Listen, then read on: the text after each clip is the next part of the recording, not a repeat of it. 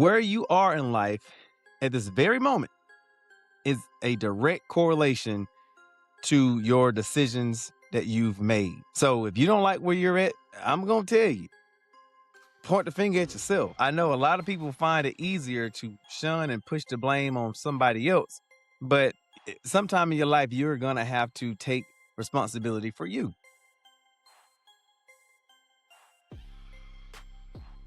Hey, what's going on, everybody? This is your boy Kendrick, and this is another episode of Talks with Ken, episode 9. This is the place where motivation lives, inspiration thrives, and personal growth resides. Yes, I'm so happy to have you guys all in tune today. Today, I'm not going to give you any fluff. I just hope you guys are doing well in your mission, your journey today, wherever you're at. If it's in the morning, if you're listening to this in your car, riding to work, coming home, or whatever.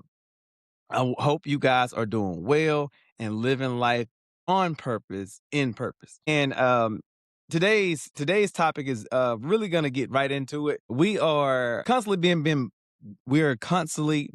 bombarded with a lot of sensory overload, negativity in the news stories, negative chit chatter and talk. But a lot of what we have become to this point is due to our decision making. And I want to kind of deep dive into our decision making metrics, today. And so I hope you guys gain a lot of information. This is stuff that's not even new. It's just stuff that I want to bring back to the forefront because again, it's something you've probably known in your adolescence or maybe when you first got out of high school or college, and then life happened. You start to get kind of comfortable where you're at in life, and life took the wheel and you kind of let it. So today, I want to begin with this quote. Currently, where you are in life at this very moment is a direct correlation to your decisions that you've made. So if you don't like where you're at, I'm going to tell you, point the finger at yourself. I know a lot of people find it easier to shun and push the blame on somebody else, but sometime in your life, you're going to have to take responsibility for you. I mean, it's one of those things where it's easier to pass the buck or pass the blame onto somebody else for your current decision making is to easily absolve you of doing the right or the hard thing. Because it's a lot of work to start from ground zero once you've already been down the road 20, 30, 40 years of life.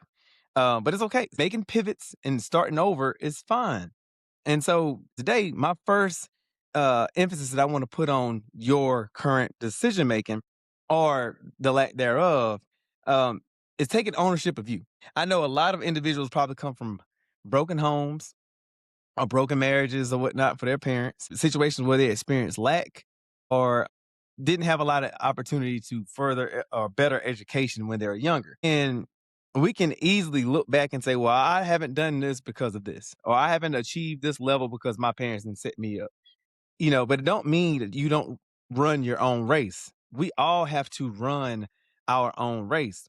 And sometimes those building blocks in which we did or didn't have, we got to start. Number one, where do we find these building blocks? Number two, how do we stack these building blocks correctly? We've had nobody, no aid, no manual to show us how we are to do so. And that can either take one individual 2, 3 years. That could take some individuals a lifetime. But they don't mean that we don't start, and they don't mean that we try to figure it out. I mean, because life is worth living when we live on purpose. When we're crafting out that kind of life that we dreamed of when we were children. It's fun. When you have something that propels you throughout life, it's fun. The biggest thing is making a stance today and realizing your life is your own. Yeah, things probably didn't happen right for you. You probably weren't set up for success when you came out the womb, but you have to take ownership on where you're at today. Another part of making the right decisions from where you're at with what you have is what type of energy and effort you're giving yourself. What type of energy and effort are you giving to your goals, your relationships, which we will talk about in the next portion. But we gotta, number one, make the decision that we want to change. We want to change for the better. We want to add new experience into our life, even if we've never seen it. But You got to start with you. And again, if you guys are already tuned into a lot of the talks that I had, and this platform is only to get you to number one, believe in you, trust in you, rely on you above anybody else, learn you. And so in those decision making, first, yes, you start with you. You start with you. And then that leads me to my second point. When it comes to one of the biggest interpersonal decisions you're ever going to make in your life is who you marry, who you decide to go spend the rest of your life with.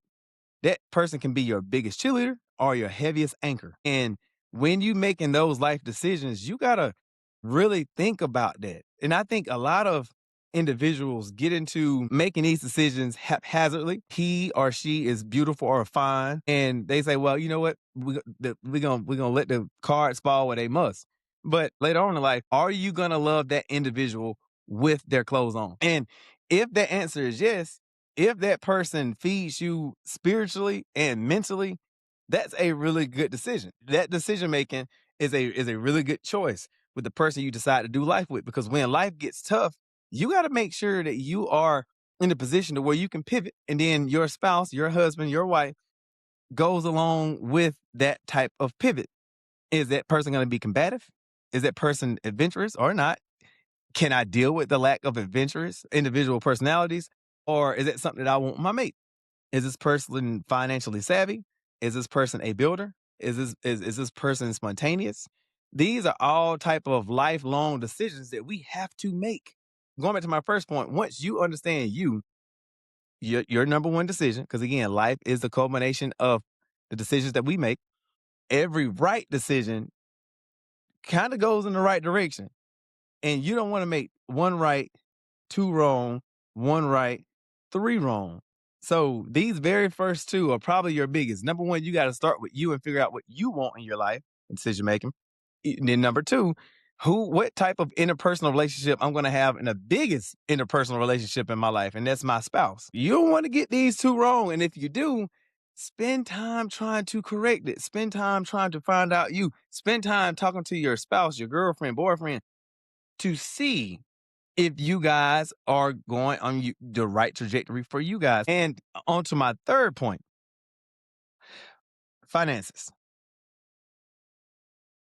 I want to say this, and we're going to talk more about this later too.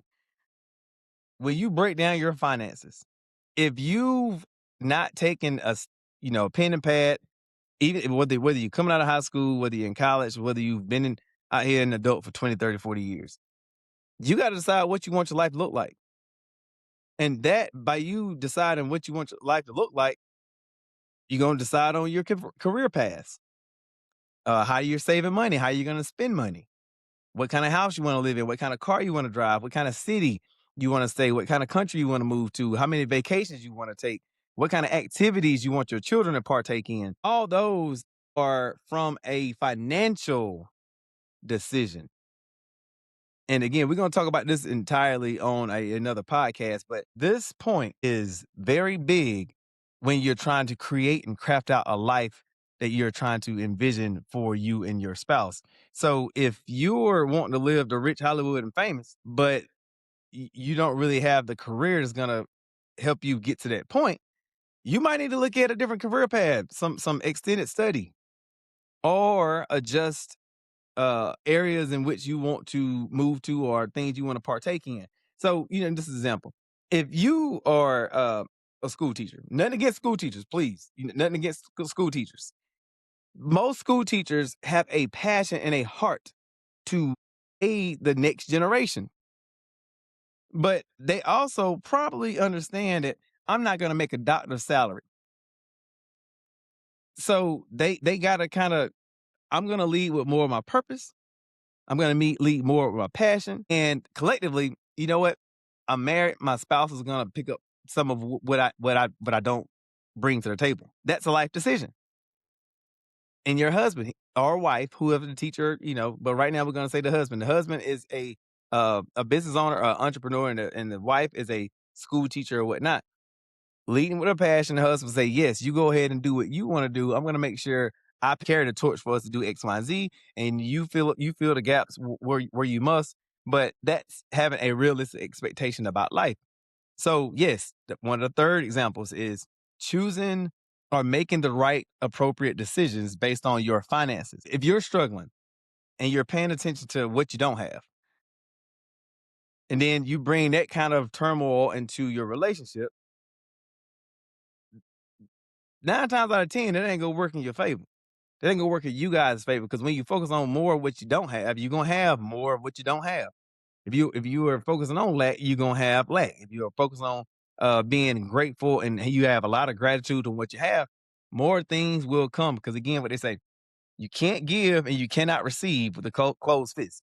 So when you're in that relationship, when you don't do things, number one, in order with what you decide to have for your life, things have become rampant. Stress levels can go up, all because of some of the decisions. When it comes to the finances, if you don't have a collective agreement with your husband, your wife, a course of action on where you want to go in life, I would start doing that ASAP. You know, so we want to make sure that you have a healthy interpersonal relationship with your spouse. So let's make the right decisions on how we move forward with our disagreements and our course of action that we take as a unified front. When you're dealing with your finances, you also have to say, honey, I want our kids to play in 10 travel leagues. He may say no. And, or baby, I want to purchase more toys. She may say no. But if you are in agreement on, I have this quote unquote budget and we have this quote unquote budget, and you stick with it because of your financial agreement, which is a decision, life begins to be a little bit easier, a little bit better for you guys, which leads me to my next one. And this probably could have been above the finances, but do you set goals when you're trying to make those rational decisions? Do you set goals and then do you follow through with them? Because I think anybody who sets a goal naturally keeps that promise to themselves, and the action or the faith that they have that they will reach the finish line, it breeds some type of joy and excitement. It gives you something to wake up to. So, when we're talking about first getting to know you, second, with your effort, and then enter relationships with your spouse, and fourth with your finances, and then fifth, we were talking about setting goals. When you set goals and follow through with them, life gives you this big jolt of energy. And when you come in the house, you got to smile. When you going out, you got something to celebrate. Things of that nature. So these decision making, or lack thereof, the adverse. If you don't set goals, what are you doing? Are you scrolling all day on your phone? Are you wasting a lot of time chilling with your boys that's not really conducive for your future growth or your plan that you have for yourself? Are you at home couch potato or playing a lot of video games? I ain't got nothing wrong with video games. It's just more of, do you spend excessive amounts on them? Everybody got their own way to deal with stuff, but just as you have goals, if you don't have any goals, it's a lot easier to fall into that trap. And that's another decision. So if you don't like where you at, you got to really take stock on how you use your time. Write it down. I do. Write it down.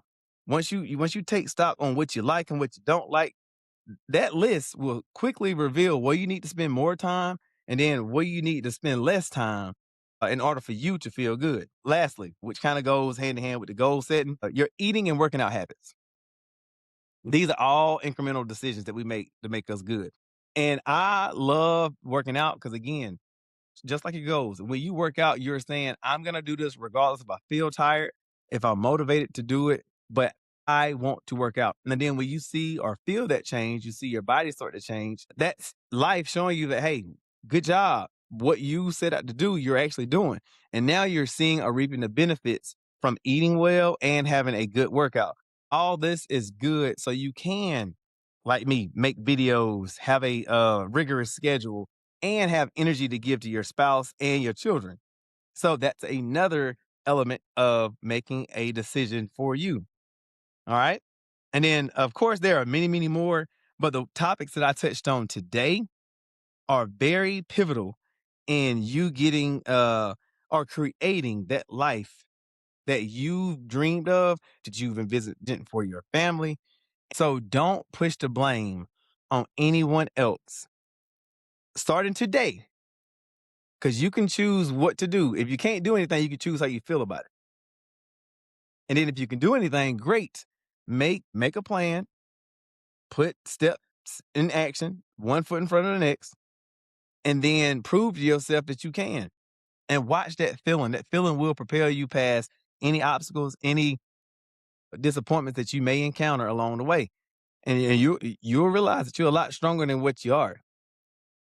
You will.